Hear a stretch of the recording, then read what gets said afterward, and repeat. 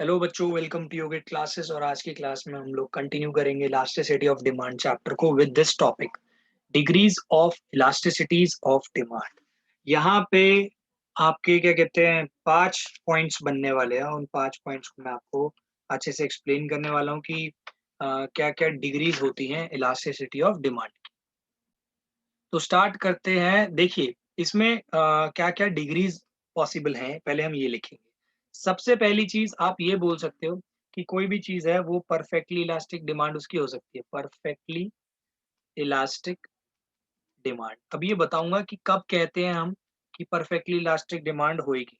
ठीक है।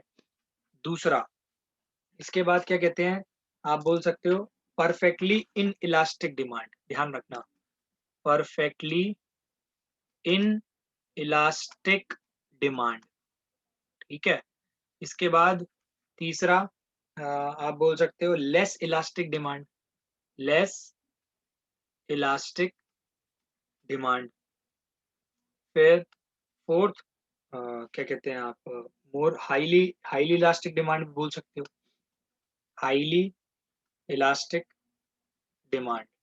और फिफ्थ जो है वो होता है आपका यूनिटरी यूनिटरी इलास्टिक डिमांड। ठीक है बेटा, तो ये 5 डिग्रीज हैं। ये आपको पता होनी चाहिए कि भाई कब कब यूज होगी। देखो पहले मैं शॉर्ट में समझाता हूँ, फिर आपको मतलब समझाऊंगा। जब बात आती है ना परफेक्टली इलास्टिक की, और आपको पता है यहाँ पे मैं, ध्यान रखना बेटा, प्राइस इलास्टिसिटी के बारे में ही बात कर रहा हूँ और किसी इलास्टिसिटी के बारे में बात नहीं कर रहा। ठीक है। जब भी मैं बोलूंगा इलास्टिसिटी ऑफ डिमांड तो आप अंडरस्टूड रहना चाहिए कि I am talking about price elasticity of demand, right.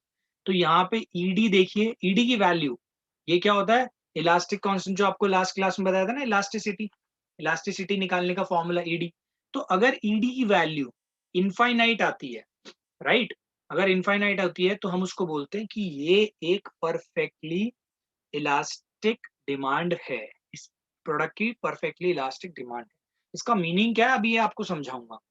दूसरा, अगर ईडी की वैल्यू जीरो आ जाए, ठीक है, जीरो आ जाए, सबसे कम जीरो आ सकती है, ठीक है। और क्या कहते हैं, ध्यान रखना यहाँ पे मैं साइन को कंसिडर नहीं कर रहा। लास्ट क्लास में मैंने बताया था हमेशा आएगा तो नेगेटिव, बट आपको नेगेटिव वर्ड को, नेगेटिव साइन को सेपरेट कर देना, उससे कभी उसको आंसर में कभी नहीं लिखना। आंसर निकालते हुए लिख देना, बट फाइनल आंसर में नेगेटिव साइन को हटा के लिखनी है आपको वैल्यू। ठीक है, न्यूमेरिकल वैल्यू लिखनी है, दैट इज एब्सोल्यूट वैल्यू लिखनी है। तो ये इनफाइनाइट होने पे, ईडी अगर इनफाइनाइट है तो इलास्टिक डिमांड, अगर इनइलास्टिक डिमांड है परफेक्टली तो ईडी हो जाएगा आपका जीरो। अगर लेस इलास्टिक है तो सिंपल है, ईडी इज लेस देन 1 हो जाएगा। और अगर हाईली इलास्टिक है या मोर इलास्टिक है तो ईडी इज ग्रेटर देन 1 हो जाएगा। और यूनिटरी, यूनिटरी का तो मतलब ही 1 होता है, यूनिट का, तो ईडी आपका यहाँ पे 1 रहेगा। So there are total 5 cases.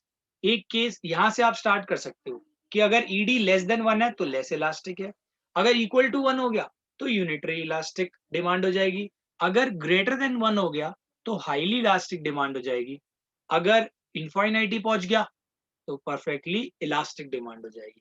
आप देख रहे हो यहाँ से इलास्टिसिटी बढ़े जा रही है।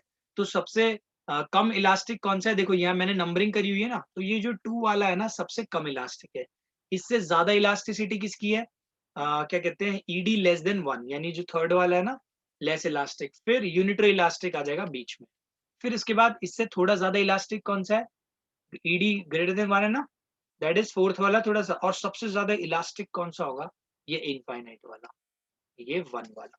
तो इसका क्या कहते हैं, अगर इंक्रीजिंग ऑर्डर में आपको इलास्टिसिटी वाइज लिखना हो तो आप इसको ऐसे लिख सकते हो, ये increasing increasing order of elasticity, ऐसे लिखा है।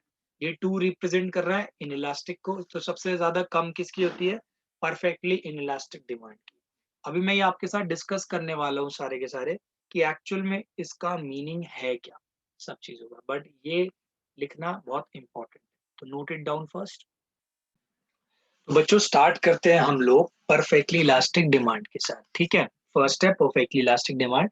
यहाँ राइट साइड में मैंने टेबल और ग्राफ बनाया है, बट ये टेबल और ग्राफ सिर्फ इसके लिए नहीं है, ये सारा जितना भी हम पढ़ने वाले ना 5 टाइप की, उसकी क्या कहते हैं, ब्रीफ ब्रीफ ये आपको टेबल और ग्राफ से मिल जाएगा, ठीक है? बाकी इसका ग्राफ वगैरह मैं आपको स्पेशली बना के दिखाऊँगा। तो जानिए पहले परफेक्टली इलास्टिक डिमांड होती क्या है? उससे पहले आपको ये पता होना चाहिए ईडी क्या होता है एक्चुअल में आपका delta Q upon delta P into P upon Q ये होता है, राइट? आपको फॉर्मूला लिखवाया हुआ है। तो आप एक बात सोचिए कि क्या कहते हैं आपकी जो ये जो इनफाइनाइट है, इनफाइनाइट टर्म आएगा कब? मतलब आपका ये जो इनफाइनाइट टर्म है ये कब आएगा? जब क्या कहते हैं आपके प्राइस के अंदर वेरिएशन कुछ भी ना हो। प्राइस वेरिएशन आपका मान लीजिए 0 रहे, बट आपकी जो डिमांड है देखना, आपकी डिमांड में मतलब इसमें कहने का मतलब मेरा ये है कि यहाँ पे आपका मैटर ही नहीं कर रहा मैटर तो कर रहा है एक्चुअली आपका जो प्राइस है ना, ध्यान देना, यहाँ पे प्राइस आपका सेम है। सेम प्राइस पे जो क्वांटिटी की जो डिमांड है ना, वो अनलिमिटेड है। मतलब आपको प्राइस को डाउन तो फिर करोगे ही नहीं आप प्राइस क्योंकि आपको इनफाइनाइट अमाउंट ऑफ डिमांड मिल रही है एट सेम प्राइस। मतलब आपको प्राइस को नहीं वो करना, डाउन करने की जरूरत नहीं। लेकिन एट द सेम टाइम ये चीज है कि आपकी क्या कहते हैं अगर आपने प्राइस को थोड़ा सा भी चेंज किया ना, तो उसकी डिमांड जीरो हो जाएगी। थोड़ा-सा भी अगर आपने प्राइस को चेंज किया, देन उस प्रोडक्ट की डिमांड क्या हो जाएगी? ज़ीरो। अगर ऐसी कोई सिचुएशन आती है, तो हम कहते हैं कि जो प्रोडक्ट है ना, वो हाइली इलास्टिक है। मतलब सॉरी, परफेक्टली इलास्टिक है। और आपको बताया था ना मैंने इलास्टिसिटी क्या होती है, कि थोड़े से चेंज पे अगर किसी के डिमांड में बहुत ज़्यादा चेंज आ जाता है, तो वो ज़्यादा इलास्टिक होती है। और यहाँ पे तो ये कह रहा है कि भई आपने हल्का-सा भी प्राइस को अगर इंक्रीज़ किया ना, तो उसकी डिमांड ही खत्म हो जाएगी, ज़ीरो हो जाएगी। मान लो पहले डिमांड थी 1 करोड़ यूनिट्स की, लेकिन आपने थोड़ा-सा प्राइस में चेंज किया और डिमांड हो गई ज़ीरो। यानी थोड़े से प्राइस में चेंज करते ही आपकी डिमांड अगर ज़ीरो हो रही है, तो इससे ज़्यादा इलास्टिक तो कुछ हो ही नहीं सकता। तो इसको हम बोलते हैं परफेक्टली इलास्टिक डिमांड। ध्यान रखना, क्या बोलते हैं इसको हम? Perfectly elastic demand. मतलब वो इतना सेंसिटिव है कि आप उसके प्राइस को हल्का-सा भी राइज़ नहीं कर सकते। अगर आपने राइज़ किया, तो उसकी डिमांड ही खत्म हो जाएगी। तो ऐसे प्रोडक्ट जो इतने से छोटे से प्राइस पे, इनफाइनिटेसिमली स्मॉल प्राइस पे अगर डिमांड ही खत्म कर देते हैं, उनकी डिमांड ही अगर मार्केट में खत्म हो जाती है, तो हम ऐसे प्रोडक्ट्स को बोलते हैं हाइली इलास्टिक डिमांड। उनकी डिमांड को क्या बोलते हैं हम? हाइली इलास्टिक है। और ध्यान रखना, ये क्या होती है? इनफाइनाइट, इसको टेबल को फिल करना, infinite demand eight same price. मतलब उसी प्राइस पे इनफाइनाइट है डिमांड, आप बढ़ा नहीं सकते। लेकिन एक चीज तो कॉमन सेंस ये भी कहती है, अच्छा आप बढ़ा नहीं सकते तो घटाओगे भी क्यों? क्योंकि जब आपको एक ही प्राइस पे, इसका ग्राफ देखिए मैं कैसे बनाता हूँ। ये प्राइस है और ये है आपका क्वांटिटी डिमांडेड। ये एक्स एक्सिस है, ये वाई एक्सिस है, ये क्वांटिटी डिमांडेड है। ठीक है, यहाँ पे देखिए क्या बनता है, इसका ग्राफ ऐसा बनता है कि सेम प्राइस पे क्वांटिटी डिमांडेड इंक्रीज हो जा रही है। ध्यान रखना ऐसे, राइट? प्राइस और क्वांटिटी डिमांडेड का ऐसा बिल्कुल इंक्रीज हुए जा रही है। प्राइस आपने यही रखा हुआ है, क्वांटिटी इनफाइनाइटली बढ़े जा रही है, देख रहे हो? यहाँ पे पहले ना मान लो क्यू था, यहाँ पे भी क्यू वन, प्राइस सेम ही है। तो आपको एक बात तो समझ में आ रही होगी कि यार ऐसे तो पॉसिबल होता नहीं है, राइट? बट ये समझाने का एक तरीका था कि हाईली मैक्सिमम इलास्टिसिटी क्या हो सकती है, इससे ज्यादा कुछ नहीं हो सकता। कि आपकी ज्यादा से ज्यादा क्या होगा, सेम प्राइस पे ही बढ़े जा रही है क्वांटिटी डिमांडेड, मैक्सिमम उससे ज्यादा बढ़ ही नहीं सकती। तो ये सिचुएशन जो है ना, प्रैक्टिकल नहीं है, this is an imaginary situation. क्योंकि जो एग्जांपल मैंने आपको दिया तो वो आपको प्रैक्टिकल भी लग नहीं रहा होगा। तो ऐसी सिचुएशन को, ये तो हमारी इमेजिनरी सिचुएशन होती है और ऐसी डिमांड को बोलते हैं हम परफेक्टली इलास्टिक डिमांड। मैं फिर से बता देता हूँ कि आप बहुत थोड़ा-सा भी अगर प्राइस देखो, सबसे पहली चीज़ आपको मैंने ये बताया कि यहाँ पे इनफाइनाइट डिमांड होती है सेम प्राइस पे, एक पर्टिकुलर प्राइस पे इनफाइनाइट डिमांड है। तो एक रैशनल माइंड, मतलब एक सिंपल सा लॉजिक वाला बंदा यही सोचेगा ना कि भाई अगर इनफाइनाइट डिमांड मुझे इसी प्राइस पे मिल रही है, तो मैं तो घटाऊँगा नहीं प्राइस। तो हमें प्राइस घटाने की तो सोचनी ही नहीं है। लेकिन उसके दिमाग में ये आ सकता है कि यार मैं प्राइस इंक्रीज कर देता हूँ। बट ऐसे प्रोडक्ट्स जिनकी क्या कहते हैं क्या कहते हैं इलास्टिसिटी इनफाइनाइट है, उसमें ये होता है कि अगर आपने हल्का सा भी इंक्रीज किया ना प्राइस, अगर हल्का सा भी प्राइस इंक्रीज किया, तो उसकी डिमांड बिल्कुल ज़ीरो हो जाएगी। तो वो क्या करेगा बंदा, कहेगा नहीं यार सेम प्राइस पे बिकने दो, मेरे को क्या दिक्कत है, क्योंकि इनफाइनाइट डिमांड आ रही है, ना मैं प्राइस घटा रहा ना मैं प्राइस बढ़ा रहा। तो ऐसे होती है, ऐसे प्रोडक्ट्स की डिमांड को हम बोलते हैं परफेक्टली इलास्टिक डिमांड। ठीक है, अब इसी चीज को ना मैं यहाँ पे बना के दिखा देता हूँ आपको, सारे के सारे ग्राफ हम एक जगह बनाने वाले हैं। ठीक है, तो ये इसकी लाइन ऐसे बन जाएगी स्ट्रेट। ठीक है, तो ये यहाँ पे ईडी क्या कहलाता है भाई, यहाँ पे इनफाइनाइट, यहाँ पे देख लीजिए आप लिख सकते हो, अगर ईडी इनफाइनाइट है तो उसका ग्राफ ऐसा बनेगा क्या, पैरेलल टू एक्स एक्सिस। देख रहे हो, एग्जाम में आ सकता है, पैरेलल टू एक्स एक्सिस बनता है इन case of perfectly elastic demand. मतलब ईडी अगर इनफाइनाइट है तो आपका जो ग्राफ बनेगा, क्या कहते हैं, ये जो आपका डिमांड कर्व बनेगा वो पैरेलल टू एक्स एक्सिस बनेगा। ये एग्जाम में आ जाता है 1 नंबर। तो बच्चों अब देखिए यहाँ पे इसका जस्ट ऑपोजिट केस आता है, ये आपकी जो डिमांड है ना इसको लिखना परफेक्टली, ये सेकंड टॉपिक स्टार्ट हो गया यहाँ से, इसको आप लिखना perfectly inelastic demand. Right, तो आप देखिए परफेक्टली इन इलास्टिक डिमांड क्या होती है।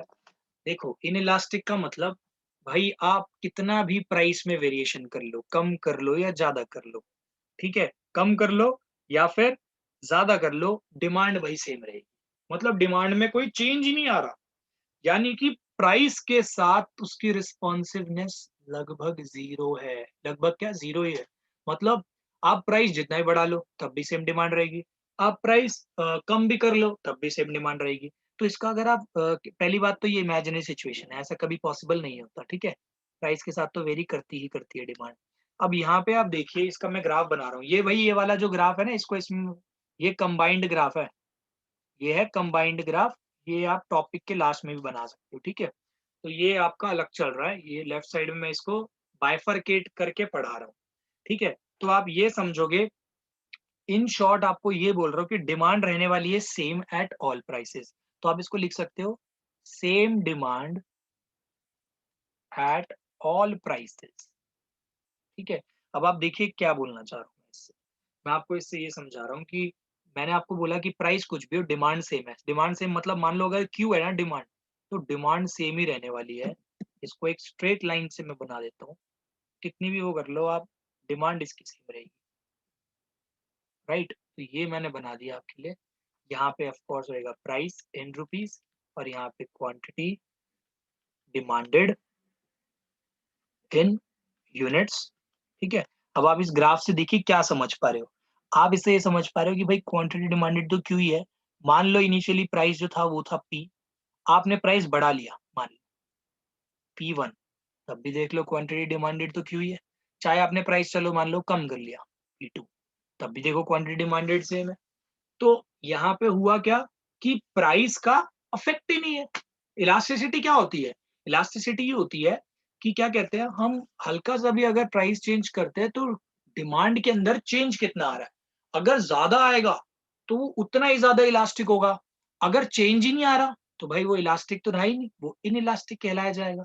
तो ऐसी सिचुएशन को हम बोलते हैं परफेक्टली इन इलास्टिक सिचुएशन, या फिर ऐसी डिमांड को हम बोलते हैं परफेक्टली इन इलास्टिक डिमांड। इसकी खासियत क्या है, इसकी डिमांड सेम रहने वाली है एट ऑल प्राइसेस। आप इसको फॉर्मूले से भी समझ सकते हो, delta Q upon delta P into P by Q होता है फॉर्मूला।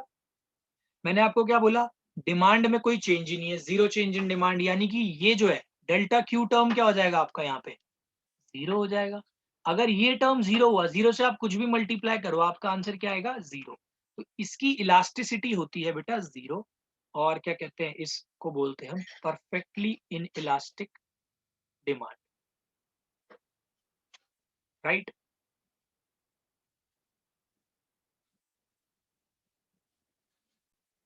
यहाँ पे जो नोट करने वाली चीज है वो ये भी है कि आपकी जो ये जो डिमांड कर्व है ना बेटा, यहाँ पे वो आपका टू पैरेलल टू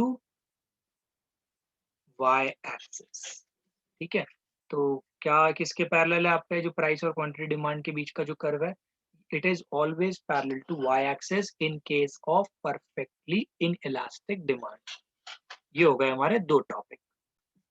आप इसको देखो, अब ये जो मैंने बनाया ना, इसको मैं यहाँ पे लेके आ रहा हूँ, तो इसका ये बन गया ऐसे, ये कंबाइंड ग्राफ बना रहा हूँ। ठीक है, तो यहाँ पे जो आपका ईडी होगा बेटा वो होगा zero. your ED here will be 0, ED will be 0। तो ये अभी हमारे बन गए 2, अभी बाकी बचे 3 टॉपिक। तो बच्चों देखिए नेक्स्ट है आपका थर्ड वाला part, highly elastic. Highly elastic मैंने लिखवाया था ED इज ग्रेटर देन 1 होता है। तो हाईली इलास्टिक का मतलब क्या है कि ये जो आपका क्वांटिटी में चेंज होगा ना बेटा, वो थोड़ा ज्यादा होगा एज कंपेयर टू प्राइस में चेंज, यानी कि ये थोड़ा सा इलास्टिक होगा। आप थोड़ा प्राइस में चेंज करोगे, आप थोड़ा चेंज करोगे प्राइस में, बट उससे ज्यादा चेंज आएगा उसकी क्वांटिटी डिमांडेड में। अगर आप फॉर्मूले की हेल्प से समझना चाहो तो ये देखो, फॉर्मूला यही होता है delta Q upon delta P upon P. Same ही फॉर्मूला जो मैंने लिखवाया था, बट ये पी ऊपर चले जाता है, एक ही बात है। ये डिनोट करता है परसेंटेज चेंज इन डिमांड, ये डिनोट करता है परसेंटेज चेंज इन प्राइस। तो बेटा आपको एक बात तो क्लियर पता है, अगर आपको वैल्यू फ्रैक्शन की ग्रेटर देन 1 चाहिए तो numerator always should be greater than denominator. अगर आपको इस फ्रैक्शन की वैल्यू ग्रेटर देन 1 चाहिए तो आपका न्यूमरेटर हमेशा बड़ा होना चाहिए डिनोमिनेटर से। और न्यूमरेटर क्या है? न्यूमरेटर है चेंज इन क्वांटिटी डिमांडेड। तो यानी कि इस केस में चेंज इन क्वांटिटी डिमांडेड ज्यादा होगा चेंज इन प्राइस से ना। तो यहाँ पे देखो डेफिनेशन में भी ये है, when percentage change in quantity demanded is more than percentage change in demand, percentage change in sorry when percentage change in quantity demanded is more than percentage change in price, then demand for such commodity is said to be highly elastic। ये आपकी कोई imaginary situation नहीं है, ये आपकी एक practical situation है।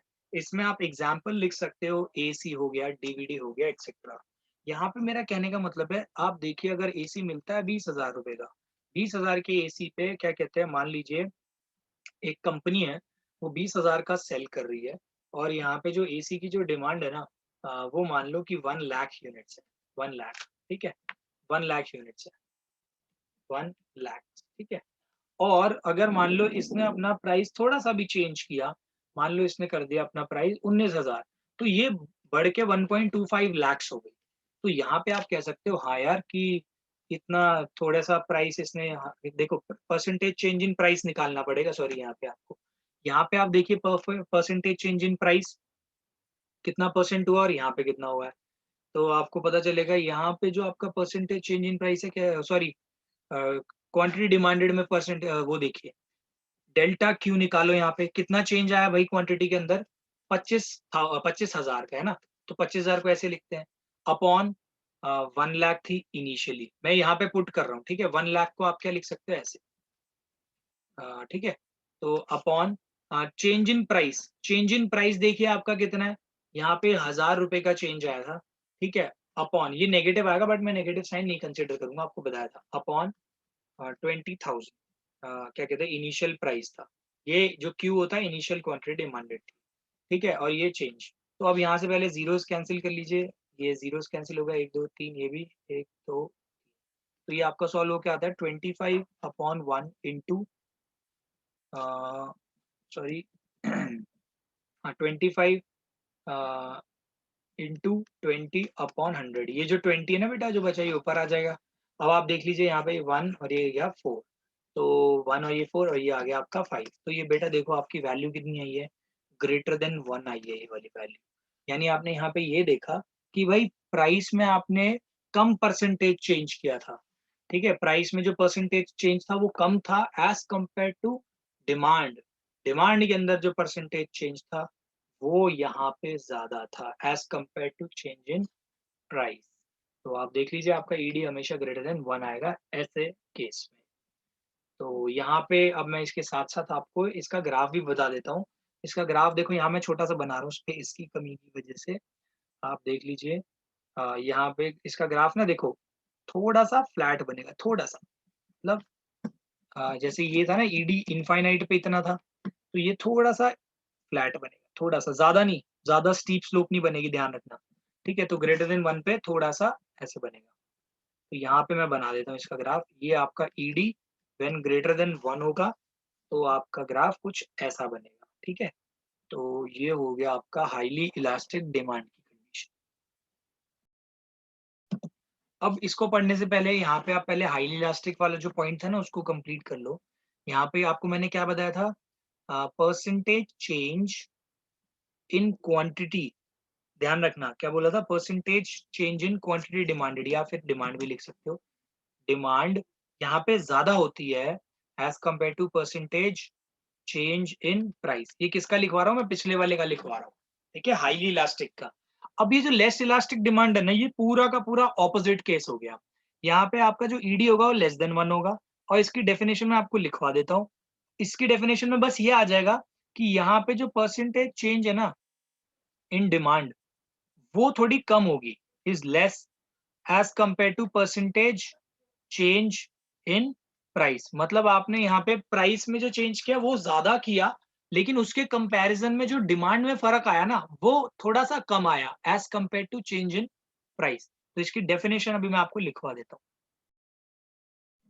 तो बच्चों आप देखिए, अब नेक्स्ट है ये, इसकी डेफिनेशन जो मैंने आपको लिखवाई है, यहाँ पे बस एक वर्ड चेंज हो जाएगा कि क्या कहते हैं, ये जो आपका percentage change in quantity demanded है ना, ये लेस होती है than percentage change in price.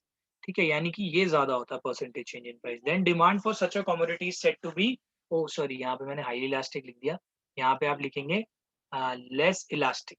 ठीक है, लेस इलास्टिक। तो यहाँ पे लेस इलास्टिक इंपॉर्टेंट वर्ड है, और ये जो परसेंटेज चेंज इन डिमांड है वो है कम as compare to percentage change in price. इसके एग्जाम्पल है सॉल्ट एंड वेजिटेबल। इसका एक एग्जाम्पल देता हूं मैं आपको कि यहाँ पे मान लीजिए कि सॉल्ट का जो प्राइस है वो है बेटा 20 रुपीज। ठीक है, 20 रुपीज है सॉल्ट का प्राइस। अब यहाँ पे जो डिमांड है ना, मान लीजिए यहाँ पे है इसमें मैं लिख देता हूँ 1 2 3 4 5 6 7। चलो यार इतनी बड़ी कैलकुलेशन नहीं, मैं चलो एक एग्जाम्पल ले रहा हूँ। ठीक है, एग्जाम्पल ले लेता हूँ यहाँ पे कि यहाँ पे मान लीजिए 100 है, 100 यूनिट्स। अगर आप 20 रुपए रख रहे हो सॉल्ट का तो 100 यूनिट्स है, राइट। अब यहाँ पे अगर आपने इसका जो प्राइस है ना, क्या कहते हैं, ये आपने मान लीजिए कर दिया 15 नहीं, ये मान लो आपने कर दिया 25। ठीक है, आपने इसके प्राइस को कितना कर दिया? 25। तो आप देखोगे यहाँ पे क्वांटिटी डिमांडेड कम तो होगी, बट ज्यादा फर्क नहीं आएगा। यहाँ पे मान लीजिए ये गिर जाएगी, इसकी क्वांटिटी डिमांडेड इतनी है। ठीक है, सॉरी हाँ, क्वांटिटी डिमांडेड इतनी हो जाएगी। अगर आपने 20 से 25 प्राइस राइज किया तो क्वांटिटी इतनी गिरी। तो अब आप क्या करोगे? आपको ईडी निकालना है। ईडी का फॉर्मूला क्या था? Delta Q upon delta P upon P. यहाँ पे मैंने आपको बताया था ये होता है percentage change in quantity demanded, और ये होता है परसेंटेज चेंज इन प्राइस। तो कंफ्यूजन ना हो इसके लिए दोनों टर्म्स को अलग अलग निकालते हैं। ठीक है, पहले न्यूमरेटर वाले पार्ट को निकालता हूँ। न्यूमरेटर वाले पार्ट में डेल्टा क्यू अपॉन क्यू है, तो डेल्टा क्यू का मतलब चेंज इन क्वांटिटी डिमांडेड, पहले 100 थी अब है 90, तो फर्क कितने का आया? 90 का। अपॉन इनिशियल, ये क्यू जो होता है इनिशियल डिमांड कितनी थी? 10, तो ये कितना आया? 9/10। 9/10 मतलब 0.9 आया। तो ये डेल्टा क्यू अपॉन क्यू आया आपका 0.9, राइट। अब इसमें चेंज देखो, प्राइस में चेंज कितने का आया? 20 और ये 25। 20 से 25 यानी 5 का फर्क है। इनिशियली कितना था? 20 था। तो ये कितना आएगा भाई? ये हो जाएगा आपका 1/4। ये जो आप 1/4 है इसको आप कैलकुलेट कर सकते हैं भाई। ये जो आपकी आ जाएगी 0.25। यहाँ पे थोड़ा सा पंगा हुआ है यार, ये हाँ सॉरी यार, एक गड़बड़ मैंने कर दी। 100 यहाँ पे क्या कहते हैं, ये जो आपकी क्वांटिटी डिमांडेड बेटा फर्क आएगा वो 10 का आएगा ना कि 9 का। ठीक है, तो ये डेल्टा क्यू जो होगा 100 माइनस 90 होगा ना, और वो कितना होता है आपका? 10 होता है अपॉन 100 इनिशियल वाला, और 10 अपॉन 100 होता है 0.1। और ये देखो कितना है? 0.25। तो आपको साफ साफ पता चल रहा है कि परसेंटेज चेंज इन क्वांटिटी जो है वो आपका 0.1 आया है, और परसेंटेज चेंज इन प्राइस आपका 0.25 आया है। तो ये कितना हो जाएगा भाई? ऊपर आ जाएगा आपका 0.1 और नीचे आ जाएगा आपका 0.25। तो आप देख सकते हो यहाँ पे आपका डिनोमिनेटर बड़ा है। पिछले वाले केस में हाईली इलास्टिक में डिनोमिनेटर छोटा था, न्यूमरेटर बड़ा था। यहाँ उल्टा है, यहाँ डिनोमिनेटर बड़ा है, न्यूमरेटर छोटा है।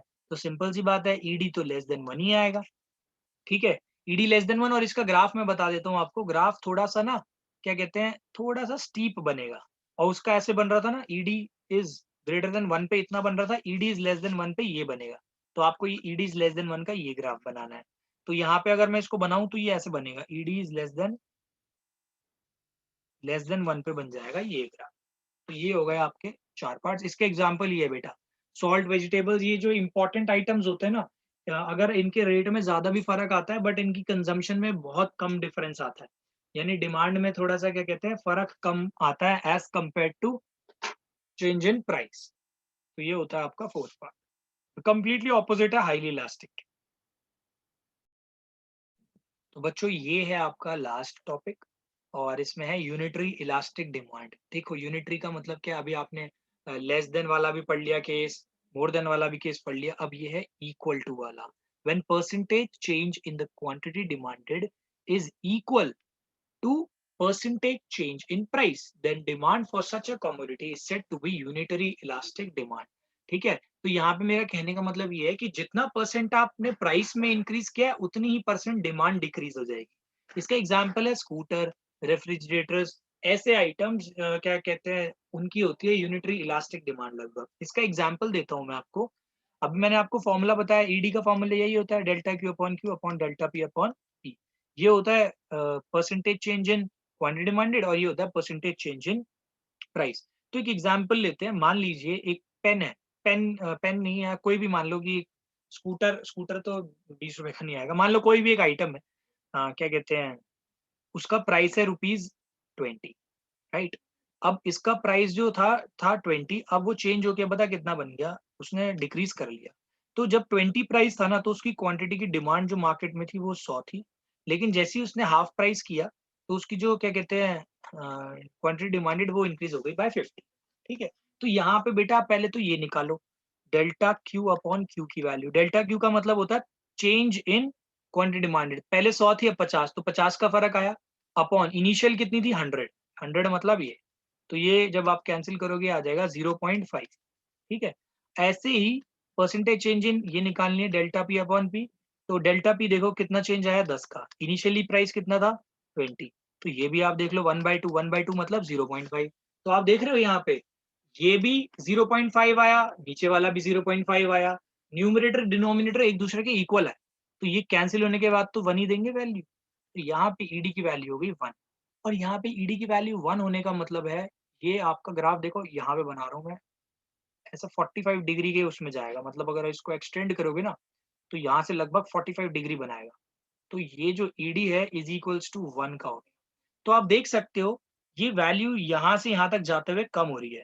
यहाँ पे थी इनफाइनाइट, यहाँ से थोड़ी सी डिक्रीज हुई और ग्रेटर देन 1 आई, फिर इक्वल टू 1 आई, फिर लेस देन 1 आई और फिर 0 हो गई यहाँ। तो ये आपके कंबाइंड ग्राफ बन गए। यहाँ पे आप लिखोगे percentage change in demand is equals to percentage change in price. तो ये हो गए आपके सारे के सारे मैंने केसेस करा दिए इलास्टिसिटी के केस में। ठीक है, ध्यान रखना एक इम्पोर्टेंट, सबसे इम्पोर्टेंट लाइन जो है, जितना फ्लैट होगा कर, देखो ये फ्लैट नहीं है, ये तो बिल्कुल स्टैंडिंग उसमें खड़ा है, ये थोड़ा सा स्टीप है, ये थोड़ा कम स्टीप है, ये थोड़ा कम स्टीप है और ये बिल्कुल ही कम स्टीप है, यानी फ्लैट है। तो आप देखोगे सबसे ज्यादा फ्लैट ये है, फिर ये थोड़ा कम फ्लैट है, ये थोड़ा कम फ्लैट है, ये तो स्टीप है बहुत बल्कि। तो जितना ज्यादा फ्लैटर होगा ना कर्व आपका, उतनी ही ज्यादा इलास्टिसिटी होगी। तो एक इंपॉर्टेंट लाइन सब लिख लेना लास्ट में नोट डाल के, flatter the curve more is the elasticity. और कोई पूछेगा व्हाई, तो आप लिख लेना क्योंकि जितना ज्यादा कर्व फ्लैट होता रहेगा उतना ही चेंज इन क्वांटिटी में, percentage in change in quantity ज्यादा होगी as compare to percentage change in price. ठीक है, तो ये ज्यादा का ये होगा आपका, जितना ज्यादा फ्लैट कर्व उतनी ज्यादा इलास्टिसिटी, या फिर जितना कम स्टीप, स्टीप कम है तो उतनी ज्यादा इलास्टिसिटी। ठीक है, अगर फ्लैट है तो फ्लैट ज्यादा होना चाहिए ज्यादा इलास्टिसिटी के लिए, अगर स्टीप के हिसाब से देख रहे हो तो स्टीपनेस कम होनी चाहिए, उसके अंदर कम स्टीपर होना चाहिए। ठीक है, तो आप इससे याद रख लोगे। तो flatter the curve more is elasticity, देखो यहाँ से फ्लैट होता जा रहा है लेकिन इलास्टिसिटी बढ़ती हुई जा रही। तो ये हो गया आपका 5th पार्ट कंप्लीट। तो यहाँ पे हो गई हमारी डिग्री ऑफ इलास्टिसिटीज जो थी वो मैंने आपको यहाँ पे कंप्लीट करा दी। तो बच्चों आज की क्लास में सिर्फ इतना ही। आई होप आपको ये समझ में आया। अगर ये वीडियो समझ में आई हो please share it with your friends, hit the bell icon also hit the like button. You can also follow us on Facebook and Instagram. अगर आप चैनल पे नए आए हो please subscribe to our channel. मिलते हैं नेक्स्ट वीडियो में, तब तक के लिए thanks for watching yogic classes.